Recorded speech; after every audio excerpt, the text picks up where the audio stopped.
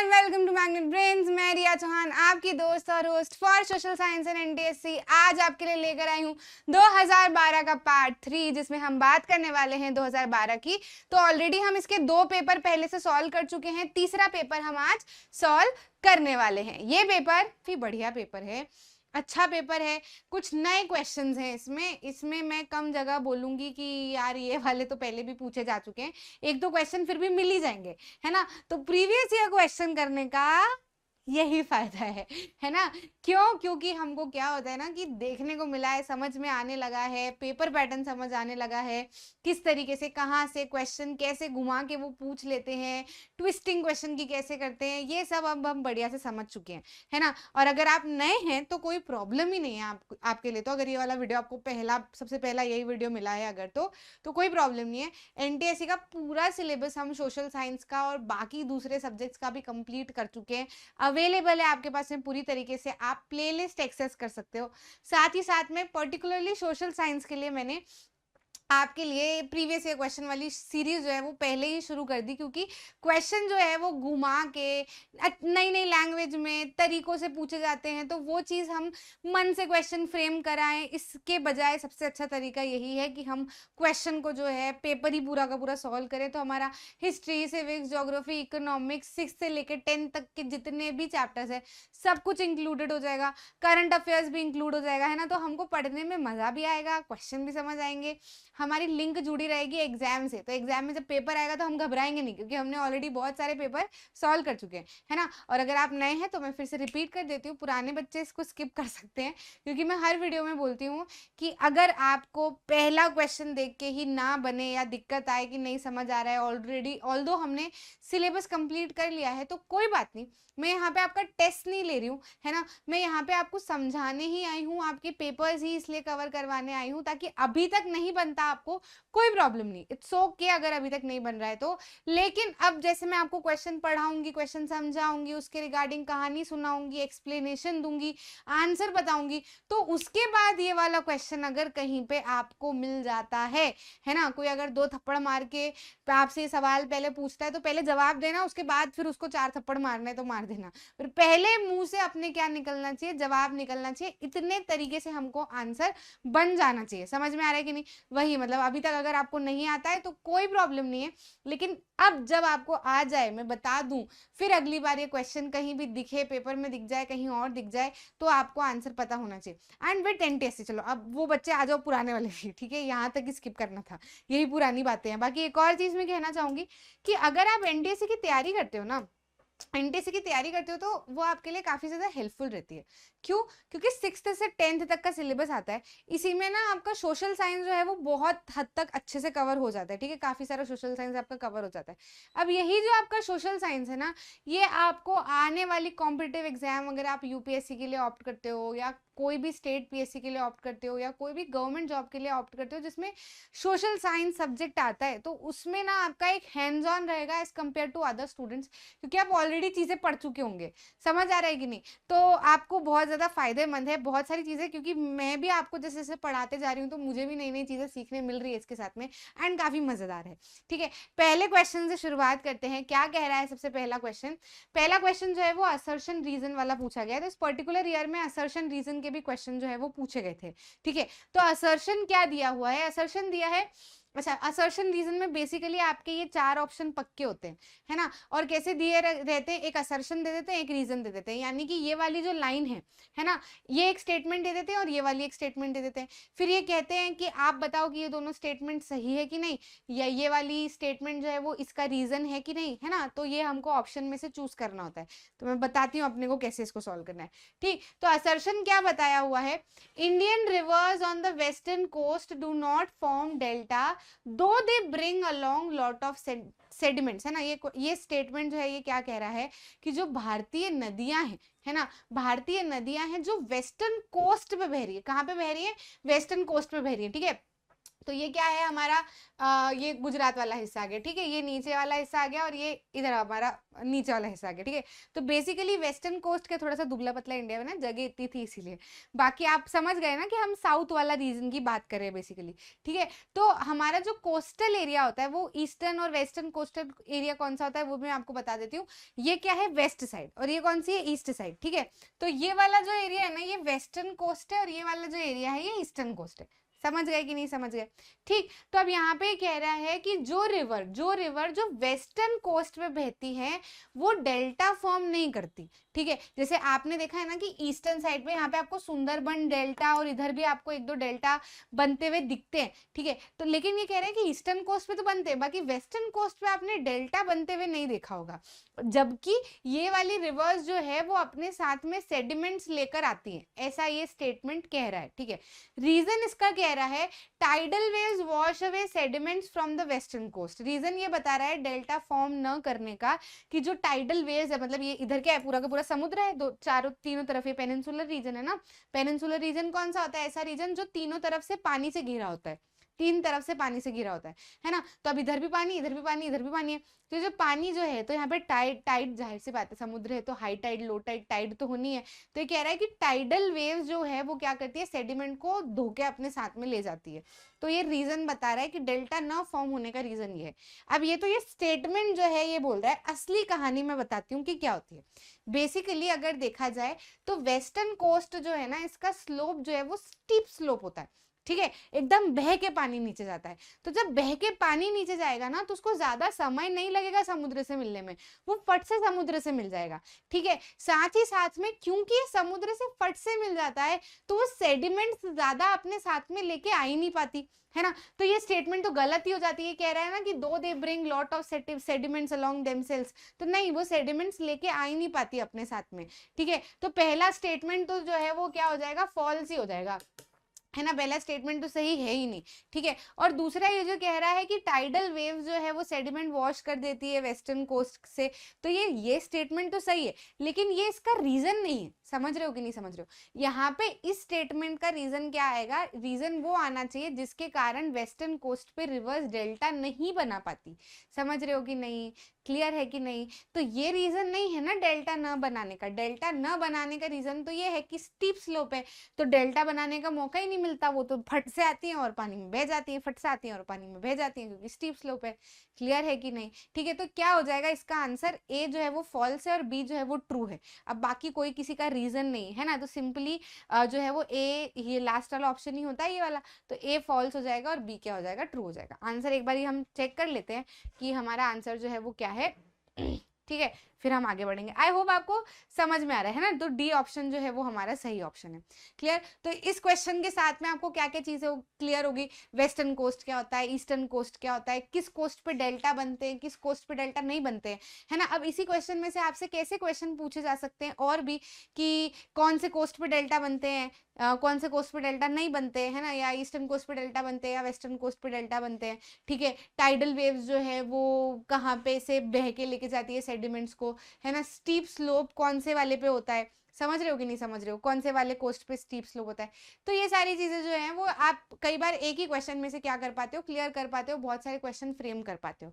समझ में आया कि नहीं। तो अपने को सिर्फ ऐसा नहीं कि ये क्वेश्चन का असर्शन देख लिया, रीजन देख लिया और आगे बढ़ गए आंसर रट लिया, नहीं। हर क्वेश्चन में से, हर पैराग्राफ से, हर स्टोरी जो भी आप पढ़ रहे हो, है ना, तो उसमें आपको क्या देखना है, उसमें आपको क्या देखना है, उसमें आपको ये बेसिकली चीजें समझनी है कि आखिर होना कैसे है, असर्शन है, रीजन है। तो अब इसमें से क्वेश्चन और क्या बनेंगे, ये क्वेश्चन तो अपन ने कर लिया, ठीक है, लेकिन अब और क्या क्या क्वेश्चन बन सकते हैं और क्या क्या चीजें फ्रेम हो सकती है, तो आपकी बहुत सारी चीजें इसमें क्लियर हो जाएगी और बहुत सारी चीजें आपकी बन जाएगी।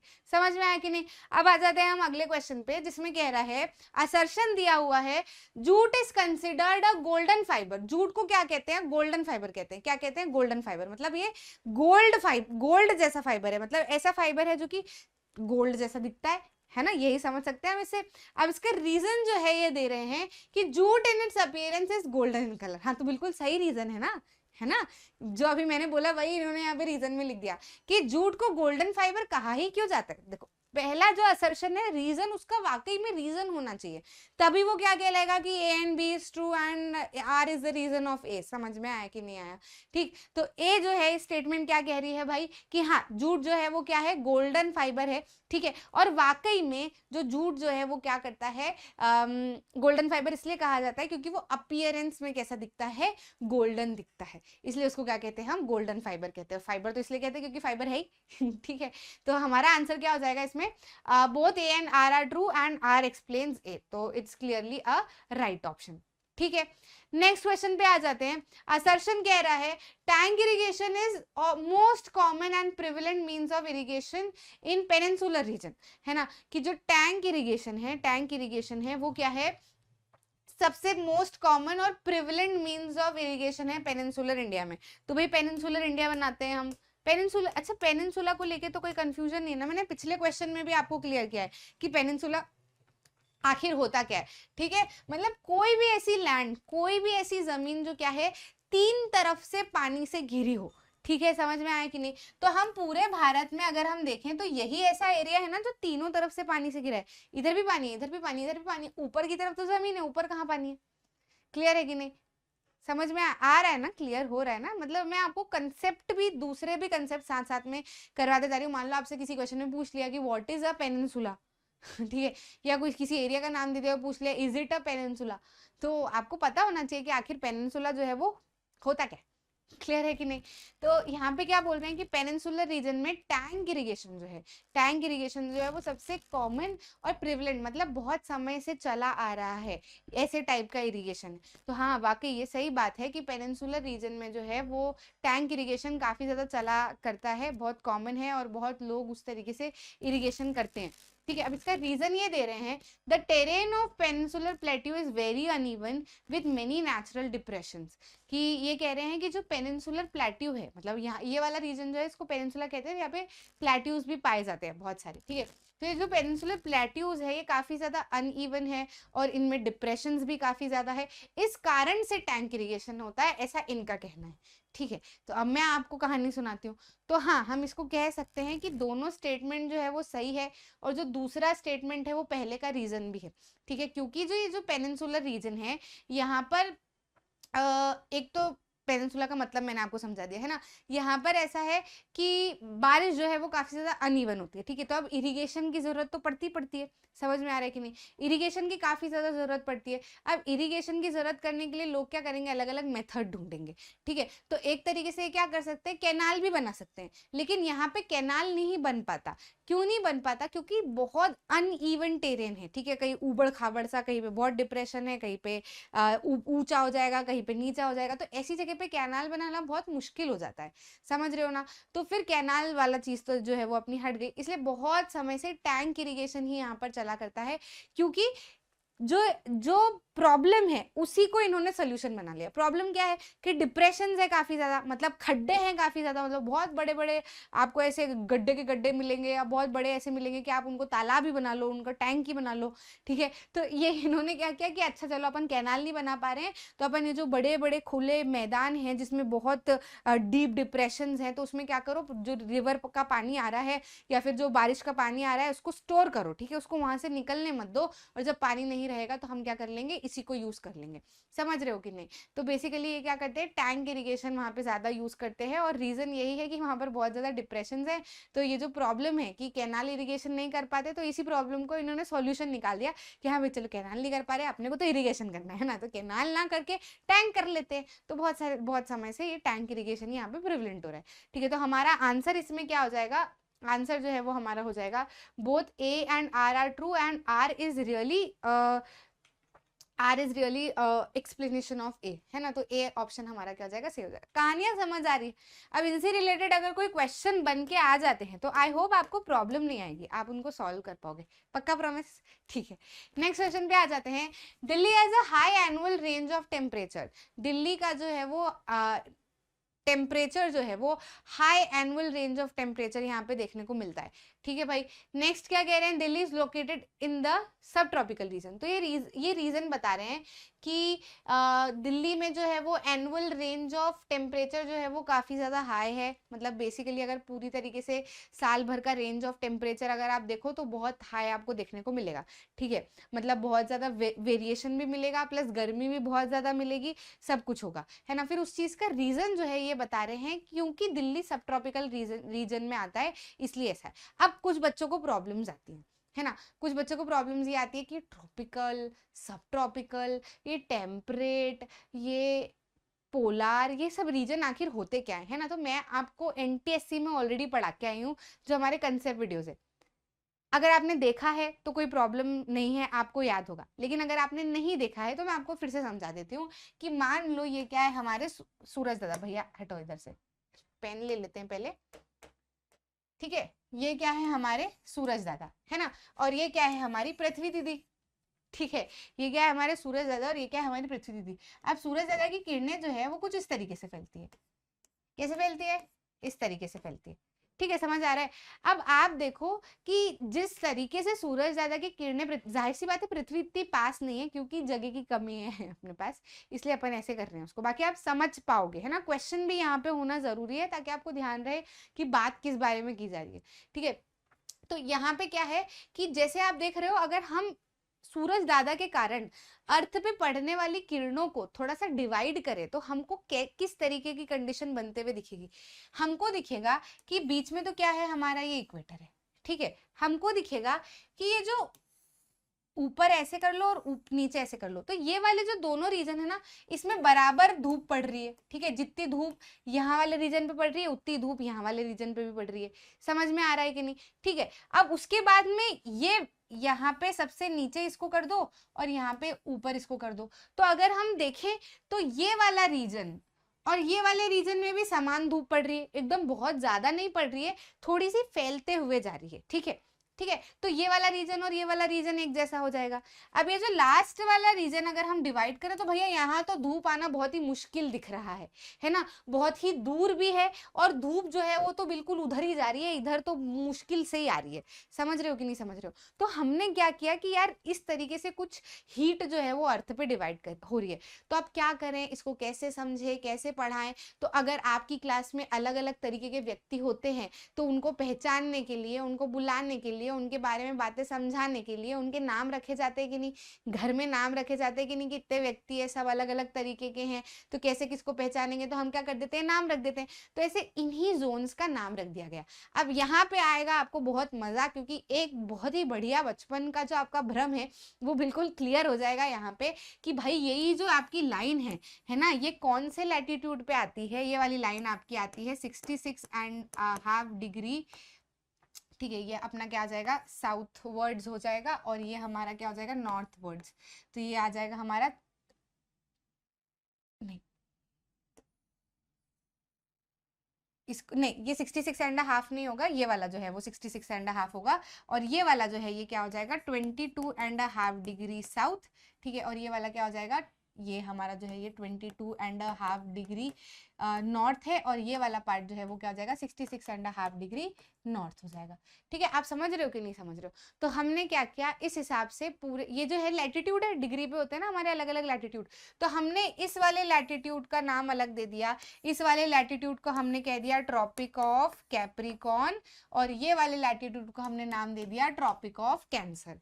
समझ रहे हो कि नहीं समझ रहे हो।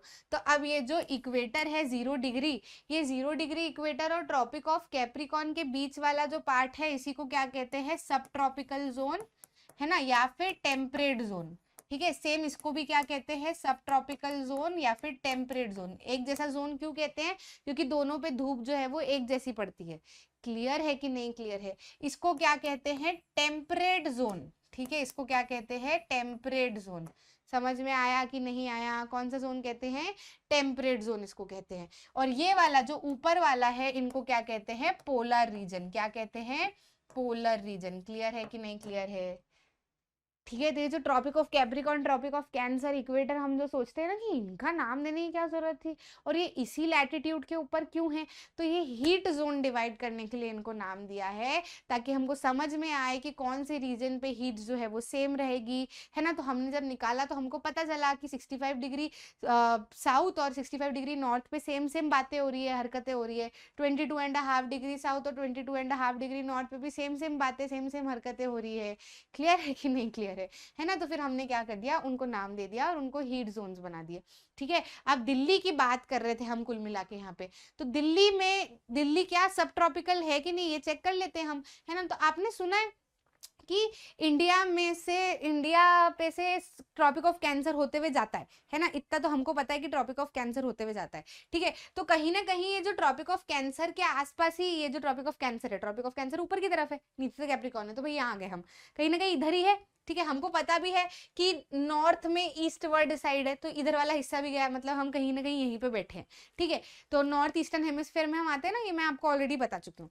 ठीक है। तो हम कहीं ना कहीं यहीं पे बैठे हैं। अब पूरे नीचे हैं कि ट्रॉपिक ऑफ कैंसर के ऊपर है, ये भी मैं आपको क्लियर कर देती हूँ कि अब इंडिया में से जो ट्रॉपिक ऑफ कैंसर जाता है ना, वो गुजरात, मध्य प्रदेश और ऐसे होते हुए जाता है। ठीक है। तो जाहिर सी बात है कि ट्रॉपिक ऑफ कैंसर, जैसे इंडिया का मैप इमेजिन करो। ठीक है। ये हमारा क्या है, इधर की साइड गुजरात है, इधर मध्य प्रदेश है, फिर मध्य प्रदेश के बाद में छत्तीसगढ़ और वो पूरा पूरा हिस्सा आ गया। अब दिल्ली कहाँ है, दिल्ली मध्य प्रदेश के ऊपर है। ठीक है। ऊपर ही आ गया, मतलब वो अमृतसर के पास में हरियाणा और इधर नोएडा और इधर अपना दिल्ली पड़ता है। ठीक है। तो ट्रॉपिक ऑफ कैंसर तो इधर से ही चला गया, मध्य प्रदेश से।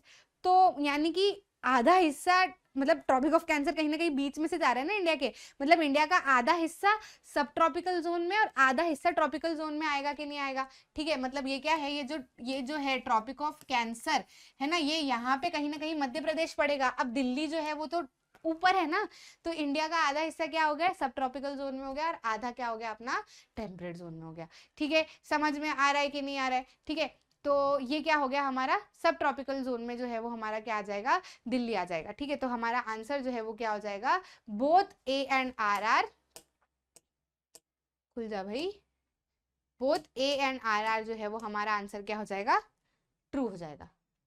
चलना, अच्छा सिलेक्ट नहीं हुआ।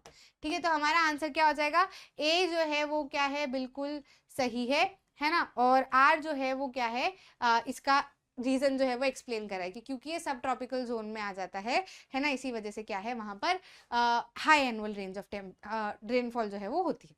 ठीक है। तो मतलब टेम्परेचर जो है वो रहता है। ठीक। अब नेक्स्ट क्वेश्चन पे आ जाते हैं। नेक्स्ट क्वेश्चन हमको कह रहा है कि रिवर महानदी जो है वो कौन से स्टेट से पास होती है।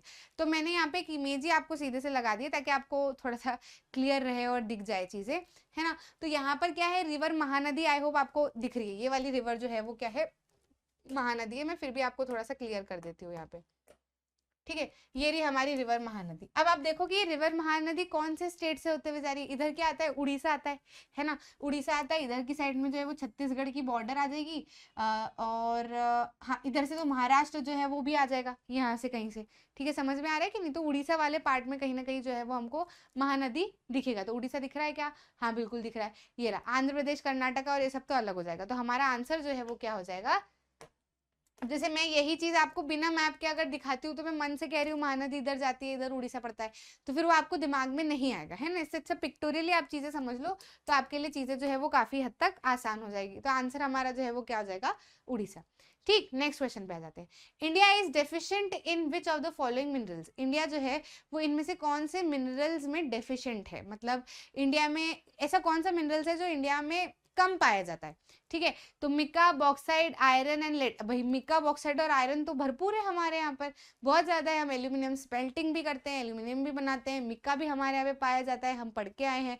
ठीक है। और बॉक्साइड से तो हो ही गया। ठीक है। आयरन भी है हमारे यहाँ पे छोटा नागपुर रीजन में बहुत ज्यादा। ठीक है।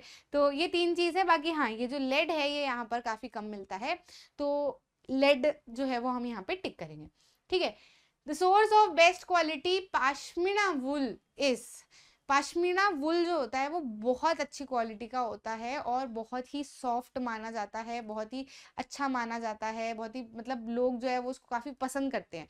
तो ये जो पश्मीना वुल है ये किस में से मिलता है ना? तो जो कश्मीरी गोट होती है ना, कश्मीरी गोट कश्मीर में पाई जाती है बेसिकली, कश्मीरी गोट तो उधर ही पाई जाएंगी है ना। तो वहाँ पे जो गोट्स होती हैं उनका वूल जो है वो कुछ कुछ गोट्स में पश्मीना वूल जो है वो हमको देखने को मिलता है and that is a very good quality. ठीक है, तो आंसर में जो है वो हमारा क्या आ जाएगा, कश्मीरी गोट आ जाएगा। ठीक, नेक्स्ट क्वेश्चन पे आ जाते हैं। The main problem of green revolution is, green revolution की मेन प्रॉब्लम क्या है? ग्रीन रिवॉल्यूशन हुआ तो लेकिन उससे क्या क्या परेशानियां आई या फिर किस कारण से वो अच्छे से नहीं हो पाया, ये चीज भी आप कह सकते हो। ठीक है, तो ग्रीन रिवॉल्यूशन जो है वो बेसिकली किसके द्वारा लाया गया था इंडिया में? MS स्वामीनाथन द्वारा। ठीक है, पता है कि नहीं पता है? ग्रीन रिवॉल्यूशन होता क्या है, जो खेती के ऊपर, खेती पे बेस्ड जो रिवॉल्यूशन लाया गया था, क्योंकि एग्रीकल्चर हम काफ़ी ज़्यादा किया करते थे, ये उस समय पे बाहर पढ़ रहे थे। इन्होंने सुना कि all over the world someone broad green revolution, तो इन्होंने सोचा क्यों ना इंडिया में भी लाया जाए। मतलब ग्रीन रिवॉल्यूशन के तहत ना इरिगेशन की मेथड्स लाई गई, नई नई टेक्नोलॉजीज लाई गई खेती में, फर्टिलाइजर, इंसेक्टिसाइड, पेस्टिसाइड का यूज़ करना शुरू हुआ ताकि एग्रीकल्चर का जो प्रोड्यूस है यानी कि आउटपुट है उसको इंक्रीज किया जाए। ठीक है, तो ये जो मेन प्रॉब्लम है ग्रीन रिवॉल्यूशन की वो क्या क्या है, ऑप्शन में हम देख लेते हैं क्या क्या दिया हुआ है। रीजनल इम्बैलेंस है ना, जो लोकल लेवल पे या बेसिकली देखा जाए ज़मीनी लेवल पे जो इम्बैलेंस है ना, कहीं पे खेती ज़्यादा होती है, कहीं पे नहीं होती है, कहीं पे लोगों को कुछ परेशानी है, कहीं पे लोगों को कुछ परेशानी है, कहीं पे ज़मीनें ज़्यादा है, कहीं पे नहीं है, कहीं पे ज़मीनें उपजाऊ है, कहीं पे अब ज़मीनें बिल्कुल ही बंजर है। ठीक है, कहीं पे कौन सी सॉइल है, कहीं पे कौन सी सॉइल है, तो वाकई में it was a major problem. Inequality in the production of crop, हाँ बिल्कुल ये भी एक मेजर प्रॉब्लम हमको देखने को मिली कि प्रोडक्शन ऑफ क्रॉप जो है उसके अंदर काफ़ी इनइक्वालिटी रही। कुछ क्रॉप जो है वो बहुत अच्छे से ग्रो हो पाई, कुछ क्रॉप जो है वो बिल्कुल अच्छे से ग्रो नहीं हो पाई। ठीक है, पोल्यूशन ऑफ द इन्वायरमेंट भी काफ़ी ज़्यादा हुआ, बिल्कुल सही। फर्टिलाइजर, इंसेक्टिसाइड, पेस्टिसाइड यूज़ करके वाटर पोल्यूशन ज़्यादा होने लगा, क्योंकि वही चीज़ लोग, देखो देखो ग्रीन रिवॉल्यूशन की दिक्कत नहीं है, इसको आप प्रॉब्लम ऑफ ग्रीन रिवॉल्यूशन ऐसे नहीं कह सकते हो, it is a problem of people, क्योंकि उनको उन तकनीकों को सही से यूज करना नहीं आया है ना। चीज़ों को आप समझ के करो, अगर किसी इन्वायरमेंट को प्रॉब्लम नहीं होनी चाहिए तो वैसे मेजर्स निकाल के अगर काम किए जाते तो शायद प्रॉब्लम नहीं होती, लेकिन प्रॉब्लम्स हुई क्योंकि लोगों ने उस चीज़ के ऊपर ध्यान नहीं दिया, उन्होंने सिर्फ आउटपुट के ऊपर ध्यान दिया। ज़्यादा आउटपुट आए तो ज़्यादा फर्टिलाइजर, फिर पानी में बह के वही फर्टिलाइजर जो है वो नदियों में गए, नदियों में गए, एक्वेटिक लाइफ खराब हुई, फिर गांव में तो वही नदी का पानी डेली यूज वगैरह में भी लिया जाता है, तो काफ़ी इन्वायरमेंटल पोल्यूशन देखने को मिला। तो हम यहाँ पे टिक करेंगे ऑल ऑफ द अबव। ठीक है, नेक्स्ट क्वेश्चन पे आ जाते हैं। Royal Bengal tiger is found in which of the following forest region, इनमें से कौन सा ऐसा फॉरेस्ट रीजन है जहां पर रॉयल बंगाल टाइगर पाया जाता है ना। तो अच्छा, यहाँ से मेरे को एक और क्वेश्चन याद आ रहा है, वो है क्वेश्चन पिछले के पिछले किसी प्रीवियस ईयर, पिछले के पिछले प्रीवियस ईयर क्वेश्चन में हमने डिस्कस किया था कि ऐसा कौन सा फॉरेस्ट है जहाँ पे लायंस बहुत ज़्यादा पाए जाते हैं। ठीक है, तो बेसिकली जो है वो बात हो रही थी एशियाटिक लायन की, तो हम लिखते हैं गिर फॉरेस्ट है ना, या फिर गिर नेशनल पार्क। मैंने आपको बताया था कि गिर नेशनल पार्क जो है वो एक ऐसा फॉरेस्ट है जहाँ पर बहुत ज़्यादा लायंस पाए जाते हैं। इट इज़ ऐसा एरिया है या ऐसा नेशनल पार्क है जो कि अलोन इंडिया में वहीं पे सबसे ज्यादा एशियाटिक लायंस पाए जाते हैं। ठीक है, अब यहाँ पे रॉयल बंगाल टाइगर की बात करें तो यहाँ पे गिर फॉरेस्ट मत टिक करना। देखो अलग अलग लाइन्स की बात हो रही है ना, वहां पे भी सामलीपाल, रणथंभौर हमको ऑप्शंस में दिए थे, वहां सामलीपाल और रणथंभौर में भी टाइगर्स पाए जाते हैं, ऐसा नहीं है कि लायंस पाए जाते हैं, ऐसा नहीं है कि नहीं पाए जाते, लेकिन बात हो रही थी एशियाटिक लायंस की। समझ गए कि नहीं समझ गए? अभी यहाँ पे कह रहे हैं रॉयल बंगाल टाइगर की। ठीक है, तो रॉयल बंगाल टाइगर जो है वो बेसिकली पाया जाता है हमारे सुंदरबन एरिया में। ठीक है, जो एरिया हमारा सुंदरबन डेल्टा, समझ गए कि नहीं समझ गए आप, जो ईस्ट वाली साइड में आता है उधर ही पूरा सुंदरबन फॉरेस्ट बना हुआ है, बहुत ही बड़ा फॉरेस्ट है और बहुत ही बढ़िया, मतलब वहां पे टाइगर्स, ये वाले जो टाइगर्स है रॉयल बंगाल टाइगर, ये काफी ज्यादा पाए जाते हैं। ठीक है, तो आंसर हमारा क्या हो जाएगा, सुंदरबन, मतलब उसकी खासियत है सुंदरबन की। ठीक है, अब यहाँ पे आपसे पूछा जा रहा है the coastal plain south of river Tapti till southern Goa is known as, है ना। अच्छा, मेरे को यहाँ पर एक मैंने पिक्चर ऐड की है, ठीक है, जिससे आपको चीज़ें थोड़ी सी क्लियर हो, है ना। तो ये पिक्चर आपके लिए बहुत ज़्यादा इंपॉर्टेंट है क्योंकि मुझे याद नहीं है, हमने बहुत सारे प्रीवियस ईयर क्वेश्चन करे हैं, कौन सा पर्टिकुलर वो ईयर था, लेकिन एक ईयर में ज़रूर कोस्टल प्लेन्स के बारे में पूछा गया था, नर्दर्न सिरसर कोस्टल प्लेन के बारे में पूछा गया था, नर्दर्न सिरसर वाला एरिया जो है उसके बारे में पूछा गया था।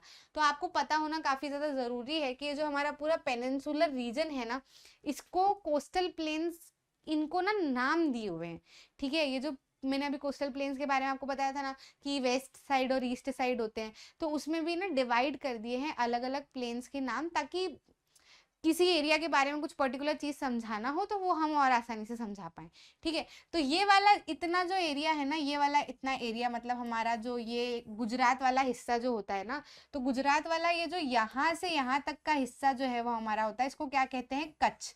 क्या कहते हैं, कच्छ, ठीक है। और यहाँ से यहाँ वाला जो हिस्सा होता है ना, इसको हम कहते हैं काठीवाड़, काठियावाड़, ठीक है। क्या कहते हैं, काठियावाड़। समझ में आया कि नहीं? तो ये दो पर्टिकुलर जगह आपको समझ में आ गई, ठीक है भाई, है ना। इसको हटा देते हैं। अब उसके बाद में समझो कि अब हम ये दो ऐसे हिस्से, फिर उसके बाद में ये इधर आ जाता है ऐसे, तो अभी हम ये वाला पार्ट समझेंगे, है ना, ये वाला पार्ट समझेंगे। तो ये वाला पार्ट मैं आपको बना देती हूँ, अगर आपको पिक्चर में क्लियर ठीक से ना होता हो तो मैं आपको यहाँ पे बड़ा भी बना रही हूँ, ठीक है। तो यहाँ पे अगर हम देखें तो गुजरात ऐसा है, अब यहाँ पे एक और हिस्सा है, ठीक है, गुजरात ही जो है वो यहाँ तक आता है, समझ में आया, ये यहाँ तक आता है। तो ये वाला जो यहाँ से यहाँ तक का हिस्सा है ना, इतना इतना पूरा, इसको क्या कहते हैं, गुजरात प्लेन कहते हैं। क्या कहते हैं, गुजरात प्लेन कहते हैं, ठीक, क्लियर है। बहुत ध्यान से सुनना, बहुत इंपॉर्टेंट चीज है। इसको क्या कहते हैं, गुजरात प्लेन। अब यहाँ से जो है वो क्या हो जाता है, महाराष्ट्र शुरू हो जाता है, ठीक है। महाराष्ट्र जो है ये ऊपर तक जाता है, फिर महाराष्ट्र जो है वो करीबन यहाँ तक आता है, फिर इधर जो है वो क्या आ जाता है, गोवा आ जाता है, ठीक है। तो अब ये महाराष्ट्र से गोवा के बाद में जो कर्नाटका है, कर्नाटका की बॉर्डर कुछ इस तरीके से यहाँ से शुरू हो जाती है। तो ये महाराष्ट्र से कर्नाटका तक, ठीक है, महाराष्ट्र से कर्नाटका तक का जो एरिया है इसको क्या कहते हैं, कोंकण कोस्ट, ठीक है। क्या कहते हैं, कोंकण कोस्ट, मतलब इसमें गोवा भी आ जा रहा है, ठीक है। क्या आ जा रहा है, गोवा भी इसके अंदर इंक्लूड हो जा रहा है, मतलब महाराष्ट्र से कर्नाटका तक। अब यहाँ पे लास्ट में जो है कर्नाटका के जस्ट नीचे क्या बचता है, हमारा केरला। तो अब ये जो केरला तक का हिस्सा है ना, सिर्फ ये कर्नाटका से केरला तक का हिस्सा, इसी को क्या कहते हैं, मालाबार कोस्ट। आपने सुने होंगे ये सारे नाम, लेकिन आपको एग्जैक्ट चीज जो है वो पता नहीं होगी, ठीक है, समझ रहे हो कि नहीं। तो इसको क्या कहते हैं, मालाबार कोस्ट। इतना समझ में आया। अब ये जो टिप है, यहाँ से टर्न हुआ ऊपर की तरफ जाएगा, तो ये जो टिप है ना नीचे वाली, ये जो टिप है नीचे वाली, इसको क्या कहते हैं, केप कोमोरिन, ठीक है। क्या कहते हैं, केप कोमोरिन कहते हैं, ठीक है, समझ में आ गया। तो इतनी चीजें को थोड़ा सा ध्यान में रखना। अब आगे बढ़ते हैं, किसकी तरफ आ जाते हैं, हम आ जाते हैं अपनी ईस्टर्न साइड, ठीक है। अब ईस्टर्न साइड अगर हम आएंगे, केप कोमोरिन से ही ऊपर की तरफ बढ़ते हैं, तो इतना हिस्सा जो है वो हमारा आता है तमिलनाडु का। उसके ऊपर तक हम बढ़ते हैं तो हमारा आता है आंध्र प्रदेश। तो यहाँ तक का हिस्सा तो समझ लो कि तमिलनाडु का हो गया, ठीक है। और ये वाला हिस्सा समझ लो कि ये आंध्र प्रदेश का हो गया, ठीक है, समझ में आया। छोटे में मैं बना रही हूँ।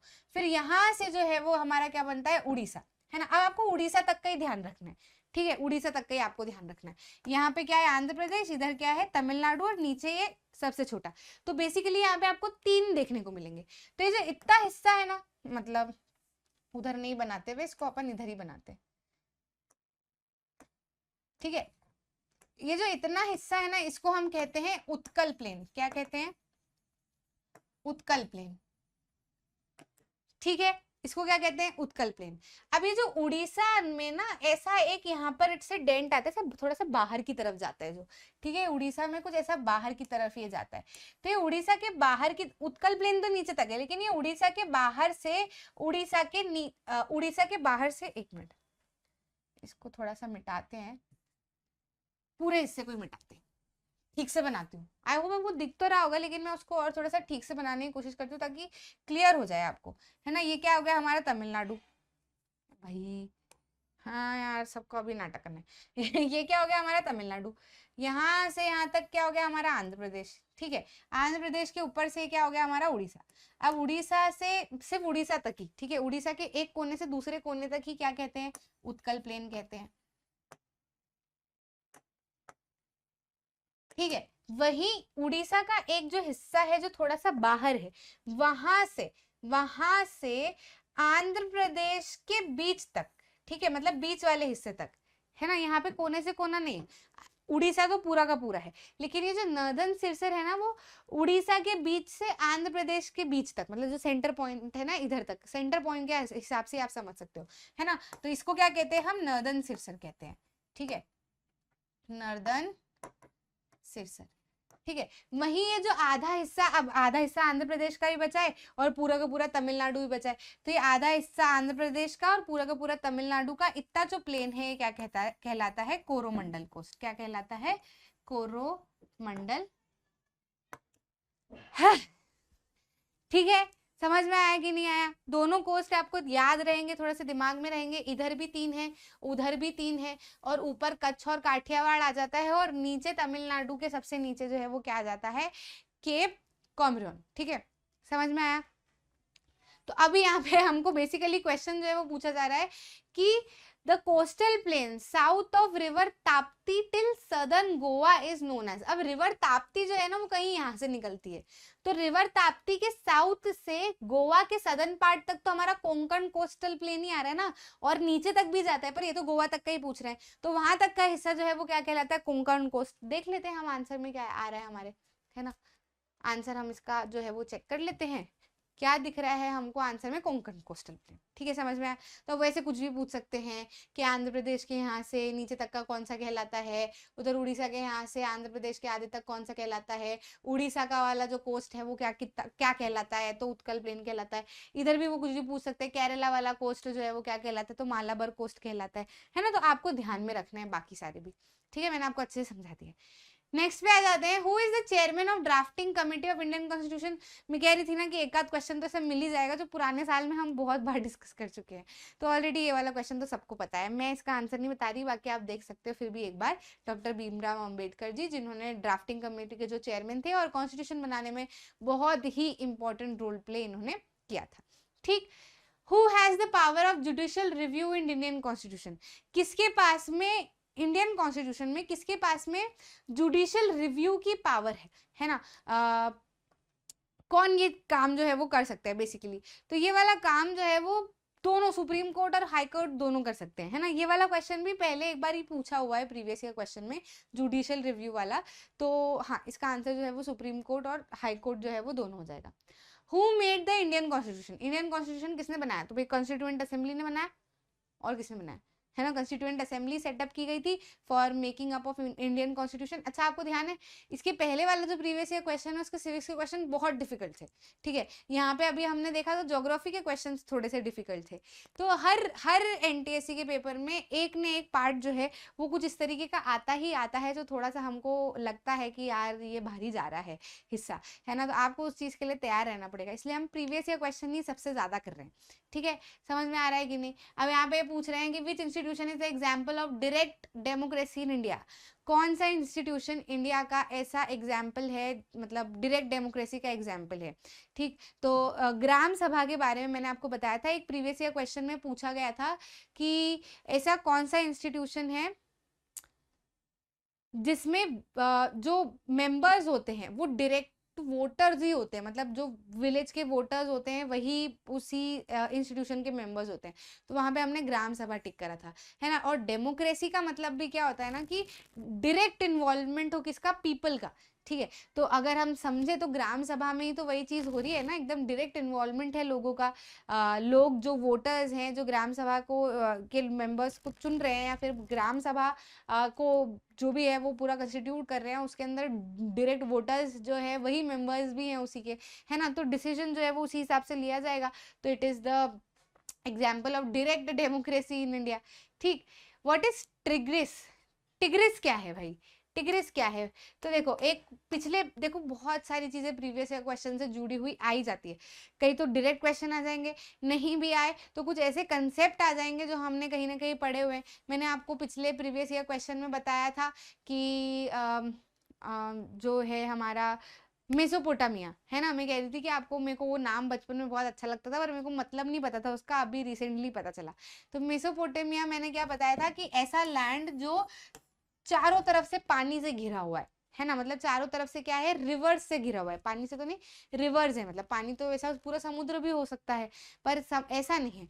ऐसी जमीन जो चारों तरफ से रिवर्स से घिरी हुई है, मतलब उसके चारों ओर रिवर्स है, ठीक है, वो ऐसी जमीन क्या कहलाती है, वो जगह को क्या हम क्या कहते हैं, मेसोपोटामिया कहते हैं, ठीक है। तो अब ये मैं जो कह रही हूँ ना कि चारों तरफ जो है वो कहीं ना कहीं रिवर है इसमें, है ना, ऐसी जमीन है जिसके चारों तरफ क्या है, रिवर रिवर रिवर रिवर जो है हमको ऐसे देखने को मिलेगी।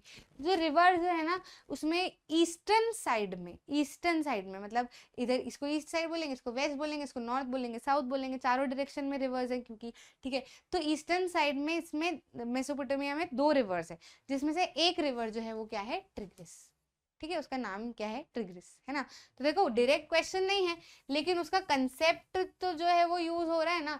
तो ट्रिग्रिस क्या हुई, एक तरीके की रिवर ही हुई, ठीक है। तो यहाँ पे हमारा आंसर जो है वो फिर से पुराने प्रीवियस ईयर क्वेश्चन को ढूंढते हुए, है ना, हमको सही जवाब जो है वो मिल गया, रिवर। तो ये डिसीजन जो है प्रीवियस ईयर क्वेश्चन कराने का पूरे के पूरे पेपर, ये मुझे लग रहा है काफी ज्यादा सफल है और बहुत अच्छा डिसीजन है। द डिसीजन फिर से आ गया question, the decision regarding eligibility criteria controversy of the member of parliament is taken by. अगर मेंबर ऑफ पार्लियामेंट के एलिजिबिलिटी क्राइटेरिया के ऊपर कोई कंट्रोवर्सी होती है ना, कोई कंट्रोवर्सी होती है, तो उसका डिसीजन कौन लेगा, कौन उस चीज का डिसीजन लेता है।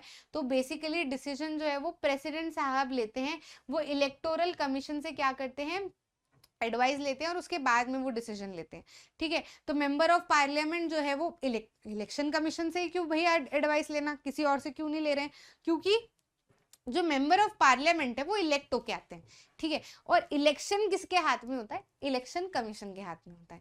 तो प्रेसिडेंट साहब क्या करते हैं, इलेक्शन कमीशन से पहले बात करते हैं, जो 3 मेंबर्ड बॉडी है जिसमें एक चीफ इलेक्शन कमिश्नर होता है और 2 इलेक्शन कमिश्नर्स होते हैं, ठीक है। तो ये क्या है, प्रेसिडेंट जो है वो क्या करता है, एडवाइस लेते हैं, बेसिकली क्या करते हैं, एडवाइस लेते हैं फ्रॉम द इलेक्शन कमिश्नर और फिर उसके बाद में डिसीजन सुनाते हैं कि क्या करना है, ठीक है। तो आंसर क्या हो जाएगा, डी।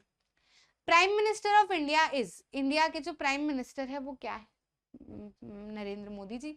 पर यहाँ पे ये नहीं पूछा है ना, ऑप्शन में हमको देखना है कि वो क्या है, मतलब इन द सेंस किसके द्वारा इलेक्टेड है, इलेक्टेड बाय द लोकसभा, क्या लोकसभा उनको इलेक्ट करती है, या क्या उनको पार्लियामेंट इलेक्ट करती है, या फिर जो मेजॉरिटी पार्टी है लोकसभा में जो इलेक्ट होके आई है वो उनको इलेक्ट करती है, या लोग उनको इलेक्ट करते हैं।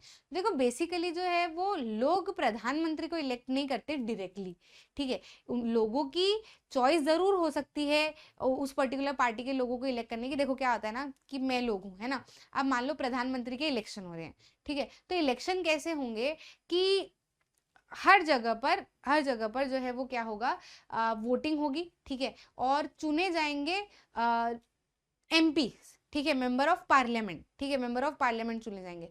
अब वो जो मेंबर ऑफ पार्लियामेंट जब चुन चुन के जो भी जीतते जाएगा और मेंबर ऑफ पार्लियामेंट वो बनते जाएंगे, तो वहां पे पार्लियामेंट में जो लोग हैं, जो मैक्सिमम जिस पार्टी के मैक्सिमम मेंबर ऑफ पार्लियामेंट चुने जाएंगे, मतलब वो जो लोग चुने जाएंगे जो जिस पार्टी के मैक्सिमम लोग होंगे, उसी पार्टी का जो लीडर है या फिर वो पार्टी के लोग अब डिसाइड करेंगे कि हम में से कौन ऐसा बंदा है जिसको हमको प्राइम मिनिस्टर बनाना चाहिए, है ना। तो वो क्या करते हैं, उसको प्राइम मिनिस्टर बना देते हैं, ठीक है। तो बेसिकली क्या करते हैं, वो आपस में चुनाव जो है वो इलेक्ट होने के बाद में उन्हीं लोगों का होता है जो चुन के गए हैं लोकसभा में, है ना। कहाँ पे चुन के गए हैं, लोकसभा में चुन के गए हैं और क्या कर रहे हैं, मेजोरिटी बना रहे हैं, फिर वो डिसीजन लेंगे कि किसको प्रधानमंत्री बनाना है।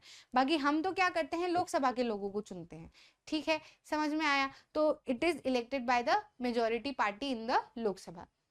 President of India is the nominal head ये तो मेरे को लाइन रटी हुई है, आप भी रट लो, ठीक है। इट इज क्या है, नॉमिनल एंड कॉन्स्टिट्यूशनल हेड, ठीक है। इंडिया के जो प्रेसिडेंट है बेसिकली अगर देखा जाए तो इंडिया की कॉन्स्टिट्यूशन जो है, मतलब इंडिया के जो प्रेसिडेंट है, हमारे यहाँ पे पार्लियामेंट्री गवर्नमेंट है, ठीक है, प्रेसिडेंशियल फॉर्म ऑफ गवर्नमेंट नहीं है।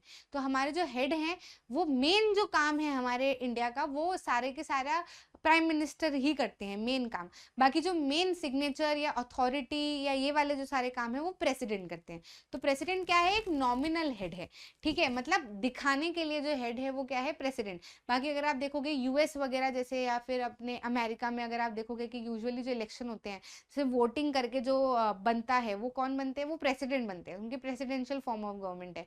हमारे यहाँ पे जो वोटिंग वगैरह होके जाते हैं वो कौन बनते हैं, प्रधानमंत्री बनते हैं। ठीक, समझ में आया। तो प्रेसिडेंट जो है वो क्या होते हैं, नॉमिनल एंड कॉन्स्टिट्यूशनल हेड होते हैं ऑफ इंडिया। ठीक, क्लियर है कि नहीं क्लियर है? तो आंसर हमारा क्या हो जाएगा, डी। नेक्स्ट पे आ जाते हैं, sons of the soil doctrine related to. Sons of the soil जो डॉक्ट्रिन है वो किससे रिलेटेड है, किससे जुड़ी हुई है या क्या बताती है?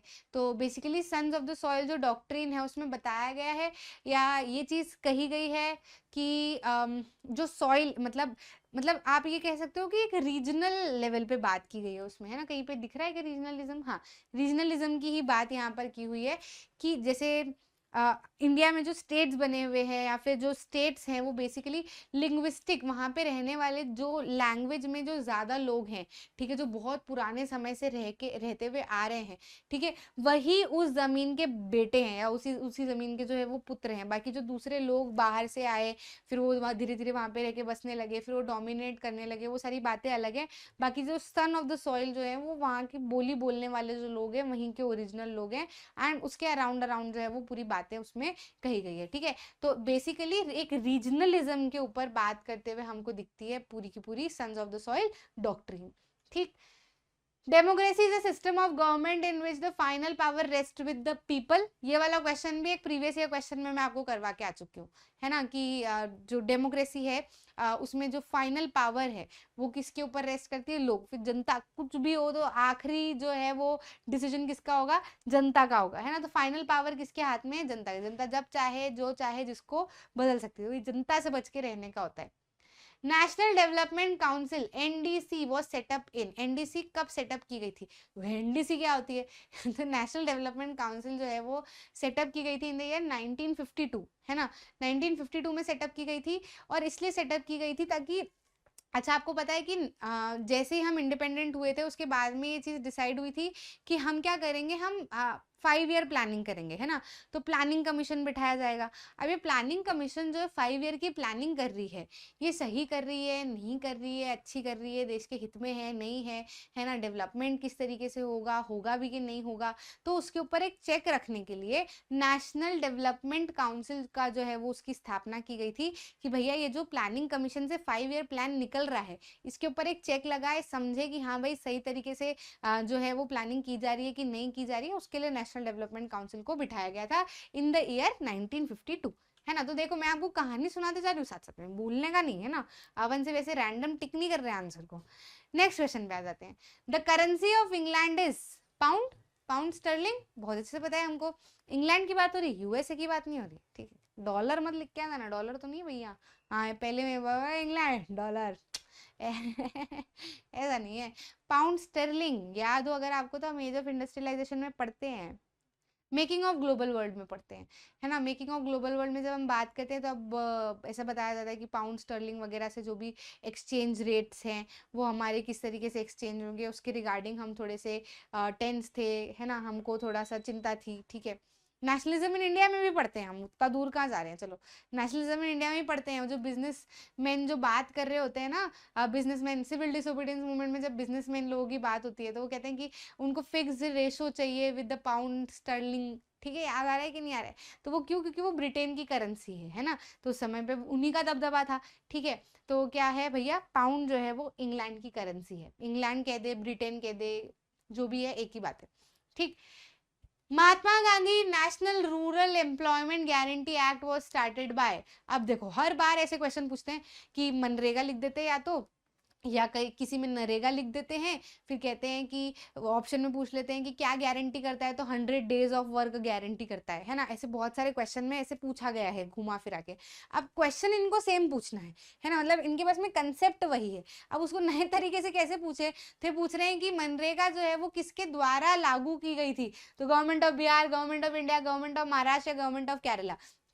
अपने को घबराना नहीं, कंफ्यूज नहीं होना है ना। हमने वहां पे क्या बोला था, 100 days of work to all Indians, ठीक है, जो रूरल एरियाज में रह रहे हैं। याद आ रहा है कि नहीं आ रहा है? तो यहाँ पे कोई स्टेट की बात नहीं हो रही थी, पूरे के पूरे इंडिया की बात हो रही थी। तो किसके द्वारा लागू किया गया था, गवर्नमेंट ऑफ इंडिया द्वारा ही लागू किया गया था। समझ में आया कि नहीं? कंफ्यूज नहीं होना है, अपने को अपना मॉरल नहीं हिलाना है, अपने को तटस्थ रहना है कि भाई मेरे को पता है, मैम ने मेरे को पढ़ाया था, मालूम है, यही चीज होनी है। Globalisation policy was initiated by the government of India in the year. Globalisation policy government of India के द्वारा कौन से साल में इनिशिएट की गई थी? ये तो आप बहुत अच्छे से पता है आपको, ग्लोबलाइजेशन वाले चैप्टर में हम पढ़ के आए हैं, globalisation and the Indian economy. कब? 1991 में इंडिया में ऐसा समय आया जब हमने सोचा कि अब हमारे जो लोग हैं वो काफ़ी थोड़े हद तक सक्षम हो गए, अब इनको क्वालिटी के लिए आगे बढ़ाना, compete करना जो है वो थोड़ा सा ज़रूरी है ना? तो क्या किया था फिर लोगों ने, मतलब इंडियन गवर्नमेंट ने ग्लोबलाइजेशन वाली प्रोसेस या फिर लिबरलाइजेशन जो है वो शुरू कर दिया था। मतलब हमने बाहर के देशों के साथ में ट्रेड करना शुरू कर दिया था। तो कौन से साल की बात है भैया? 1991 की बात है ना? नेक्स्ट क्वेश्चन पे आ जाते हैं। Government of India enacted consumer protection act, ये भी पिछले साल में मत छोड़ना प्रीवियस ईयर क्वेश्चन, बिल्कुल भी मत छोड़ना भैया, इतना अच्छा पेपर जाएगा अगर तुम लोग प्रीवियस ईयर क्वेश्चन करके आए। मतलब ऐसा नहीं कि मैं करवा रही हूँ इसलिए बोल रही हूँ, मतलब जितनी बार ये चीज़ बोलती हूँ ना कि ये पुराने प्रीवियस ईयर में हम कर चुके, पुराने प्रीवियस ईयर में हम कर चुके हैं, उतना मेरे को अगला वीडियो जो है वो प्रीवियस ईयर निकालने का ही मन होता है। ऐसा लगता है पता नहीं किस में से क्या चीज़ आ जाए, कौन क्या चीज़ पूछ ले, ठीक है? तो ये तो कितनी है, तो अभी पिछले 2-3 प्रीवियस ईयर क्वेश्चन में तो हम यही वाला क्वेश्चन कर रहे हैं। मैंने आपको बताया भी कि जो ईयर वाला सेक्शन मैंने आपको बनाने को बोला है कॉपी में, फाउंडर वाला, ईयर वाला, रूलर वाला, है ना? तो उसमें ईयर में अपने को लिखना है ये चीज़ कि जो कंज्यूमर प्रोटेक्शन एक्ट जो है वो कब लागू हुआ था, है ना? तो 1986 हम ईयर लिखते हैं, ठीक? जागो ग्राहक जागो, याद है कि नहीं याद है? मैंने पूरी कहानी सुनाई थी आपको उसकी भी, ठीक? Hargovind Khurana the great scientist was born on.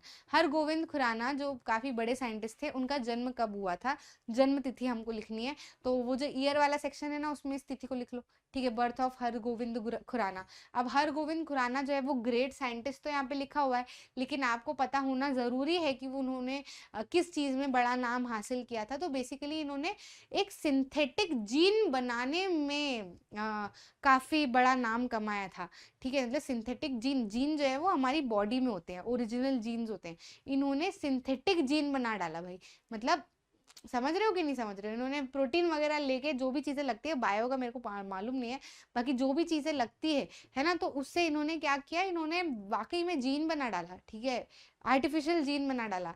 तो काफ़ी बड़ा नाम इन्होंने किया था और उसके लिए इनको काफ़ी ज़्यादा प्राइजेस, रिकग्निशन भी मिले, है ना? तो काफ़ी बड़े साइंटिस्ट थे, ठीक है? बायोकेमिस्ट्री में इनको बहुत बड़ा नाम जो है वो हासिल हुआ था। तो इनका जन्म जो है वो 9 फरवरी 1922 को हुआ, ठीक? अब जैसे हरगोविंद खुराना से रिगार्डिंग कोई चीज़ पूछ ली जाए कि ही वॉन द प्राइजेस और he won the recognition in which of the following fields, तो आपको पता होना चाहिए, या फिर लिख दे कि who discovered synthetic gene for the first time, है ना? तो हरगोविंद खुराना आपको नाम पता होना चाहिए, ठीक? तो हर लाइन के साथ में अपने को आजू बाजू का भी सब पता होना चाहिए, ठीक?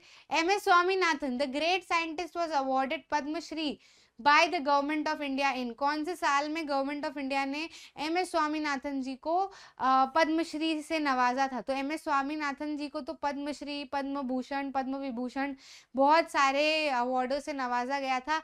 कौन है ये? अभी पुराने साल के पेपर की मैं बात नहीं करूंगी, अभी थोड़ी देर पहले ही मैंने इनका नाम लिया था ग्रीन रिवॉल्यूशन में, है ना? ग्रीन रिवॉल्यूशन में काफी बड़ा हाथ था किनका? MS स्वामीनाथन जी का, ठीक है? तो यहाँ पे हमारा आंसर जो है वो क्या हो जाएगा? कौन से साल में इनको नवाजा गया था? इनको नवाजा गया था इन द ईयर 1967। ईयर वाले हमारा जो सेक्शन है उसके अंदर इसको डाल दो बिल्कुल उठा के। Jallianwala Bagh is located at, कहाँ पे है भाई जलियांवाला बाग? बहुत से जानते हैं, हम कैसे भूल सकते हैं उस जगह को? भूलने की बात ही नहीं है। अमृतसर में है जलियांवाला बाग। कहाँ पे है? अमृतसर में, ठीक है? मैं से कैसे से सब लोग जानते हैं उस चीज को। राष्ट्रीय स्वयं Sevak Sangh was founded in, राष्ट्रीय स्वयं सेवक संघ कब फाइंड की गई थी या फिर कब, हाँ, कब उसकी शुरुआत हुई थी? तो बेसिकली राष्ट्रीय स्वयं सेवक संघ होता क्या है?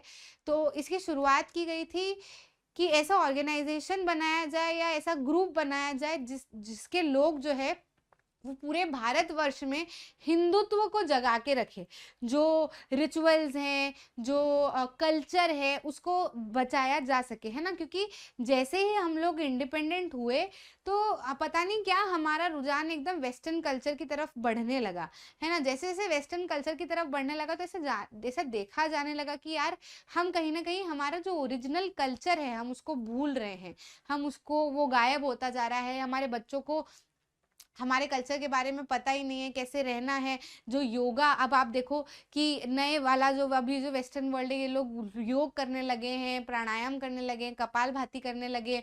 तो अब उनको देख के हम कर रहे हैं, जबकि ये हमारी ओरिजिनलिटी है ना। हमारे माता पिता या पहले जो लोग हैं वो योगा की अगर बात करते तो हमको लगता है योगा नहीं, हम तो वर्कआउट करेंगे जिम में जाके, है ना। तो हम वो सारी चीज़ें, थोड़ा सा हमारा रुझान उधर बढ़ने लगा था। लेकिन अब अगर देखो कोरोना के टाइम से तो ये चीज़ और लोगों को एहसास उस चीज़ का होने लगा है कि ये जो योग है ना, इससे आप पूरे शरीर को एकदम नया बना सकते हो, बड़ी से बड़ी बीमारी से लड़ सकते हो, शरीर को स्ट्रांग कर सकते हो, है ना। आपका माइंड जो है वो मेंटल जो आपकी हेल्थ है उसको भी आप इवन इंक्रीज कर सकते हो योगा के थ्रू, ठीक है। तो ये जो हमारा पूरा कल्चर है, हमारा भारतीय कल्चर है, हमारा हिंदुत्व जो है, इसको हम भूलते जा रहे थे, ठीक है। अगर वैसे तो बायोलॉजी की बात है, लेकिन अगर मैं आपको एक बहुत ही बेसिक सा एग्जांपल अगर इस चीज़ का दूँ तो खैर ये तो इससे आरएसएस से जुड़ा हुआ नहीं है, लेकिन एक इंडिया के इंडिया में अगर आप देखोगे ना तो हर चीज़ जो हम करते हैं उसके पीछे एक कारण रहा है। क्योंकि हमारे जो पूर्वज थे ना वो बहुत इंटेलेक्चुअल थे, मतलब बहुत ही पता नहीं क्या ही दिमाग था उनमें। आपने देखा कि कोरोना जैसी बीमारी जब हुई तो लोगों ने हाथ मिलाना छोड़ दिया, है ना। लेकिन हम तो शुरुआत से हाथ कभी मिलाते ही नहीं थे, हम तो हाथ ही जोड़ते थे, ठीक है, नमस्कार ही करते थे। क्यों हम नमस्कार करते थे, हमने क्यों कभी हाथ नहीं मिलाया या डायरेक्ट हम गले क्यों नहीं मिलते थे? क्योंकि हमारे पुराने लोग हमको कह के गए हैं कि बीमारियां फैलती हैं, क्योंकि उस समय पे ऐसी बीमारियां ऑलरेडी फैल चुकी थी। तब भी बहुत सारी बड़ी बड़ी बीमारियां होती जो एक दूसरे को छूने से फैला करती थी, है ना। तो इसीलिए क्या किया करते थे, नमस्ते किया करते थे। और इससे अलाइनमेंट भी आता है हमारी बॉडी में, तो उसके पीछे भी काफी बड़ा रीजन है। खाना खाने के पहले, खाना खाने के बाद में हाथ धोना है ना। तो ये भी एक काफी बड़ा रीजन रहा है। अब लोग करने लगे, लेकिन हम पुराने समय से करते आ रहे थे, ठीक है। एक योग कहा जाता है मलासन, ठीक है। मतलब हम जिसमें पैर पे बैठते हैं, जैसे हम फ्रेश होने जाते हैं ना, ठीक है। तो हम क्या करते हैं, पुरानी जो हमारी इंडियन सीटर होती है, ठीक है, जिसपे हम फ्रेश पहले हुआ करते थे बचपन में, आप जाया करते होंगे। अब तो सबके घर में वेस्टर्न सीट्स आ गई हैं, ठीक है, कमोड वगैरह आ गए। लेकिन पहले अगर आपको ध्यान होगा तो वो ऐसी पैर वाली सीट होती थी जिसके ऊपर बैठ के हम जो है वो फ्रेश हुआ करते थे, ठीक है। 2 नंबर जाया करते थे। तो अगर आप देखोगे ना किसी को पेट वगैरह की समस्या होती है, एसिडिटी होती है, गैस बनती है, तो उनको कहा जाता है मलासन करने को, उसी पोजीशन में बैठने को। तो उससे क्या है, पेट का सर्कुलेशन, आपका पूरा एक्सक्रीशन सिस्टम, ये सब बहुत स्मूथ हो जाता है और आप आसानी से एक्सक्रीट कर पाते हो। बहुत सारे लोगों को एक्सक्रीशन में बहुत प्रॉब्लम आने लगी, अब नहीं उनका पेट साफ हो पाता, ऐसा लगता है कि अंदर ही अंदर अंदर ही अंदर रह रहा है, क्लियर नहीं हो रहा है, ठीक है। तो वो जो पोजीशंस वगैरह भी हमारी हैं वो सब साइंटिफिक है, ठीक है। वही चीज़ अब बाद में लोगों को करने को बोलते हैं तो फिर उनको ऐसा लगता है तेरी 12 बताऊं ठीक है। तो बहुत सारे कारण हैं, हमको अगर हम हमारे कल्चर से जुड़े रहें तो हमारी लाइफ जो है वो बहुत ज़्यादा सॉर्टेड भी हो सकती है, अगर हम उसको डीपली समझे तो। लेकिन हम समझने की कोशिश नहीं करते, हमारा बहुत ज़्यादा रुझान बाहर की दुनिया की तरफ होता है। इसी की वजह से हम ना इधर ग्रो कर पाते हैं ना उधर ग्रो कर पाते हैं, ठीक है। तो समझना जरूरी है। आपने सुना है कि white house, even white house जो है शुरू होने वाला था, ठीक है, मतलब उनका उसका इनॉग्रेशन होने वाला था। तो इवन जब देन जो प्रेसिडेंट थे उस समय के, वो उन्होंने इनॉग्रेशन के लिए रोक दिया, पूरी सेरेमनी रोक दी। उन्होंने प्लान ही जो है वो टाइम ही चेंज कर दिया, क्योंकि जो उनकी सेरेमनी थी वो होने वाली थी उस समय पे काल जो है वो चल रहा था। जो समय होता है ना अपने, जो मुहूर्त होते हैं, तो वो काल चक्र उस समय पे चल रहा था। तो उन्होंने बोला कि नहीं, अपने को अभी मुहूर्त नहीं करना है, अपन जो है वो जैसे शुभ मुहूर्त या लाभ या फिर कोई सा अच्छा चौघड़िया शुरू होगा उसमें हम करेंगे। तो आज देखो देश की कितनी तरक्की है। वहीं ऐसा माना जाता है कि इवन इंडिया में भी, है ना, इंडिया में भी हम आपने सुना है कि पाकिस्तान जो है वो रात की 12 बजे जो है आज़ादी हुई थी, ठीक है। मतलब पहले जो है वो उसकी आज़ादी हुई थी। तो जिस समय पे पाकिस्तान की आज़ादी हुई थी ना, उस समय पर भी काल चक्र चल रहा था। तो आज देखो कितनी ज़्यादा अनस्टेबिलिटी है उस समय पे। लेकिन हम लोगों ने इंतज़ार किया उस समय का, जवाहरलाल नेहरू जी ने और हमारे जो बड़े लोग थे, उन्होंने इंतज़ार किया कि ऐसा समय हो जिसमें जो कि शुभ हो, अच्छा हो, ठीक है? तो हमने मिडनाइट आवर्स का जो है वो वेट किया और उसके बाद में हमने इंडिपेंडेंस की जो है वो घोषणा की। तो आज देखो हम कितनी तरक्की कर रहे हैं। अब ये चीज़ मानो तो ठीक, नहीं मानो तो ठीक, लेकिन फैक्ट है, रियल है। अपने कल्चर के हिसाब से चलेंगे तो हमको बहुत सारी चीज़ें मिलेंगी, क्योंकि हर भूमि की, हर जगह की अपना एक ऑरा होता है, अपनी एक वाइब होती है, एक हिस्टोरिकल बैकग्राउंड होता है, ठीक है? एक कल्चर होता है जिससे फ़ायदा मिलता आया है लोगों को, और वही चीज़ उन्होंने ग्रंथों वगैरह में भी लिखी है। तो अगर उनको मानी जाए, मतलब ढपोसले को मानने के लिए मैं नहीं कह रही, बहुत सारी चीज़ें ऐसी भी है जो समय के साथ बदलना ज़रूरी है, तो उन चीज़ों को बदलो, लेकिन जो ज़रूरी चीज़ें हैं जिससे वाक़ई में फ़ायदे हो सकते हैं, तो उनको भी इग्नोर करना सही नहीं है, है ना? तो ऐसे ही आरएसएस जो है वो स्वयं सेवक संघ की शुरुआत इसी बुनियाद पे की गई थी कि हमारा जो हिंदुत्व है, हमारा जो कल्चर है, हमारी जो वैल्यूज़ हैं, ये कहीं गायब ना हो जाए। तो ये जो आरएसएस के संघ वाले लोग हैं, अलग-अलग जगह पे जा जाकर हिंदू धर्म से जोड़ने की जो है वो बात करते हैं, ठीक है? तो ये 19 अराउंड जो है इसकी स्थापना जो है वो की गई थी अपने 1925 में। तो ये वाली भी आप अपने को ईयर वाले कॉलम में डाल देने का है ना? कि आरएसएस की स्थापना जो है वो कब की गई थी, तो फाउंडेशन ऑफ आरएसएस, और उधर लाइन के उधर लिख दिया 1925। ठीक। Vallabh bhai Patel was born in Nadiad Gujarat on, कौन से जन्म तिथि क्या है वल्लभ भाई पटेल की, है ना? तो जो वल्लभ भाई पटेल है, सरदार Vallabh bhai Patel is known for integration of India, है ना? जो प्रिंसली स्टेट्स को कह दिया गया था तुम्हारी मर्जी हो तो रुको, नहीं तो अलग भी हो सकते हो, तो तुम्हारी इच्छा, ब्रिटिशर्स ने ऐसा कह दिया था ना सूजर एंटी के तहत, ठीक है? तो फिर वल्लभ भाई पटेल जी ने बोला नहीं नहीं नहीं, ऐसा नहीं होना है, ठीक है? या तो अपनी मर्जी से इंक्लूड हो जाओ इंडिया में, या फिर मार के हम इंक्लूड करेंगे, बाकी इंडिया के टुकड़े तो हम नहीं होने देंगे, है ना? तो ये जो the man behind this integration of India is Sardar Vallabh bhai Patel जी, और जिनकी जन्म तिथि जो है वो 31 अक्टूबर 1875 को आती है, ठीक है? अगर ये नहीं होते तो शायद हमारा देश और छोटा छोटा छोटा छोटा होता, ठीक है? तो इनकी जन्म तिथि को भी बिल्कुल उधर डाल लिया जाए, याद रखना चाहिए यार बर्थडे हमारे महान लोगों के। The original name of Vinoba Bhave was, Vinoba Bhave का ओरिजिनल नेम क्या है, असली नाम विनोबा भावे का क्या था, ठीक है? तो विनोबा भावे कौन है, पहली बात तो मैंने आपको बताया था रिगार्डिंग भूदान एंड ग्रामदान, आप पढ़ते हो शायद एग्रीकल्चर वाले चैप्टर में ही हम पढ़ते हैं, है ना? भूदान और ग्रामदान जो है वो किया गया था।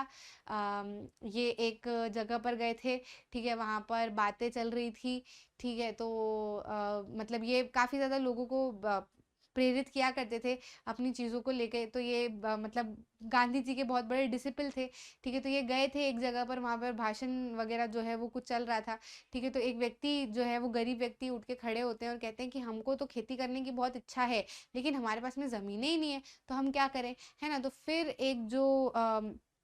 एक महान व्यक्ति थे एक और, जो वहाँ पे ऑलरेडी बैठे हुए थे और जिनकी काफ़ी बड़ी बहुत ज़्यादा ज़मीन थी उनकी, है ना? तो उन्होंने बोला कि मैं अपनी ज़मीन जो है वो दान करने के लिए तैयार हूँ।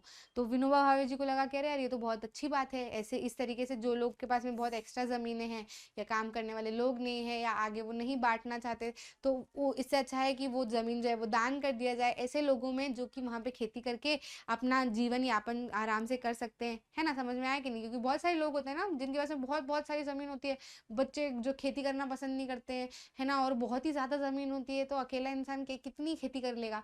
तो उन्होंने वाक़ई में उस चीज़ को बाँटा भी, फिर ऐसे करके भूदान और ग्रामदान की जो है मूवमेंट जो है वो शुरू हुआ। फिर धीरे-धीरे और भी लोगों ने भूदान करना जो है वो शुरू किया। तो शुरुआत जो है वो कहाँ से हुई थी? विनोबा भावे जी से हुई थी, जिनका जो रियल नेम है वो विनायक विनायक नरहरि भावे है ना? तो ये उनका रियल नाम है। Socialist party was founded in, socialist party जो है वो कब फाइंड की गई थी? तो it was founded in the year 1934। ये एक तरीके से इंडियन नेशनल कांग्रेस का ही एक हिस्सा आप समझ सकते हो, जो कि 1934 में आया था। मतलब अंदर ही अंदर अलग अलग आइडियोलॉजी जैसे जैसे डेवलप होने लगी, तो फिर लोगों ने अपने अपने हिसाब से भी पार्टीज बनाना शुरू कर दी थी। ठीक। जीवक the first surgeon was of, जीवक जो थे वो सबसे पहले सर्जन किसके थे? ठीक है? तो जीवक के बारे में अगर मैं आपको थोड़ा सा बताऊं, किस जगह के, यहाँ पे हमको नाम तो जगह का दिख रहा है, तो किस जगह के थे ये बेसिकली? तो जीवक जो है वो काफी शुरुआती दौर में बुद्धा के समय पे, ठीक है, बिंबिसार के समय पे जीवक जो है वो बहुत बड़े सर्जन के नाम से एकदम आगे आए थे, ठीक है? तो इन्होंने काफी ज्यादा मास्टरी की है अलग अलग चीजों में, सर्जरी में ये बहुत ज्यादा आगे है, और ऐसा माना जाता है कि इनको इनका ध्यान जो है वो रखा था बिंबिसार के जो पुत्र थे अभय कुमार, ठीक है, उन्होंने इनका ध्यान रखा था, पाला पोसा था, बड़ा किया था, ठीक है। फिर ये सर्जन बने, तो ये बिंबिसार के भी सर्जन रहे, और इवन बुद्धा, गौतम बुद्ध जिनको हम कहते हैं, उनके भी ये सर्जन रहे थे, है ना। तो ये कौन से इलाके में थे बेसिकली, तो he was based in Rajgir, ठीक है, जिसको राजगढ़ भी कहा जाता है ना। तो राजगीर जो है वो एरिया है। Agra city was founded by, किसने फाइंड की थी, तो नाम अगर हम सर्च करते हैं तो सिकंदर लोधी कहा जाता है। बाकी ऐसा नहीं है कि इसके पहले आगरा सिटी एग्जिस्ट ही नहीं करती थी, ठीक है। इसके पहले आगरा सिटी वाले जो इलाका है, बड़ा सा थोड़ा सा आसपास वाला इलाका भी, उसको अकबराबाद कहा जाता था, है ना। फिर उसके बाद में सिकंदर लोधी आया, तो उसने बेसिकली आगरा को ही अपना कैपिटल बना लिया था और नाम दे दिया था आगरा।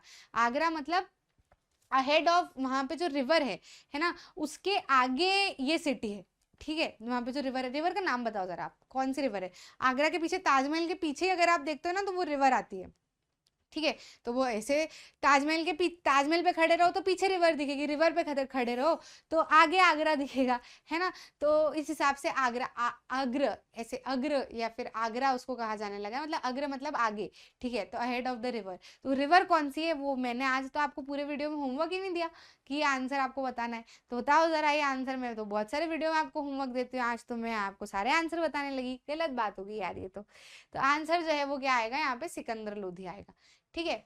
नाम आपको बताना है रिवर का। अच्छा खत्म हो गया क्या, ठीक है भाई, खत्म हो गए हमारे क्वेश्चन, है ना। तो इतने ही क्वेश्चन हमको सॉल्व करने थे of the year 2012 part 2। I hope आपको मजा आया, अच्छे से चीजें समझ आई, चीजें आपके दिमाग में रहेगी, रिटेन आप अच्छे से कर पाओगे, और आपको क्वेश्चन जो है वो बहुत अच्छे से क्लियर हो गए हैं, समझ आ गए हैं, आजू बाजू की कहानियां भी समझ में आ गई है, और दिमाग में रहेगा, है ना। अच्छा लगा तो लाइक करना, शेयर करना अपने दोस्तों के साथ में, और चैनल को सब्सक्राइब करना।